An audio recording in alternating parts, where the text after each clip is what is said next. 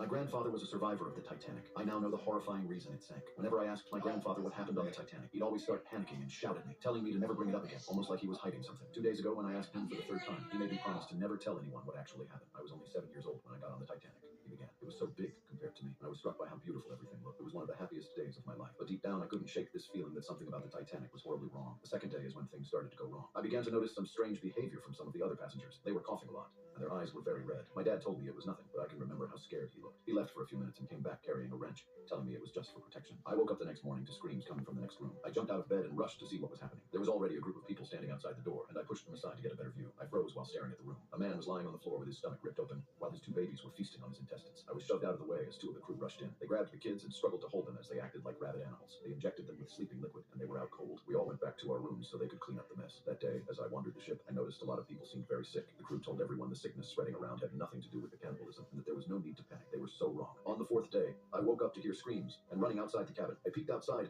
and was shocked to see the hallway covered in blood, with bodies spread throughout the floor. I quickly closed the door and went to wake up my parents, but they were missing. They didn't know what to do. I was afraid to leave the room, but also afraid to stay alone. My stomach finally convinced me to leave and find some food. I slowly walked to the door and peeked out, happy to find the hall empty. There were distant sounds of the engines rumbling and the occasional scream. I remembered there was a kitchen down the hallway where I might find something to eat. It took an eternity to move down the corridor, trying to avoid stepping in blood or blood-stained clothes. I reached the kitchen and almost puked when I saw the corpses inside. It looked like someone had stabbed them hundreds of times. Some were crew members, others were passengers. I grabbed an apple and left as fast as I could. I quickly ate and began to search the ship. I saw so many corpses with their stomachs ripped open. By night, I started to worry that everyone else on board was dead. As I was walking, I heard distant gunshots and wondered what was going on. Then suddenly the ship shook violently as it hit a giant lump of ice. Ice crashed down next to me, forcing me to move away. I saw my father in the distance and ran toward him, but I stopped when I noticed his clothes were soaked in blood. His eyes locked on mine. He looked like an animal, not like my father. He let out a giant growl and started charging at me. I knew what was going to happen, but my father was suddenly shot by some crew member right before he could get to me. He told me his name was Arthur and that he was looking for his son. He moved quickly, barely giving me time to keep up. We passed dozens of corpses until we reached an area with survivors. Some were lowering lifeboats. Others were fighting off passengers who had turned into monsters. Arthur stayed behind to make sure everyone got into the last lifeboat. As we ran to board, I heard screaming. It was Arthur's son. He rushed back, telling me to go. I watched in horror as he was torn apart, but his sacrifice allowed us to escape. From the lifeboat, I could see the Titanic sinking. People were running, attacking each other, and falling into the freezing water. I turned away, unable to watch anymore. We were rescued hours later. I found out my mother had survived on another look. My grandfather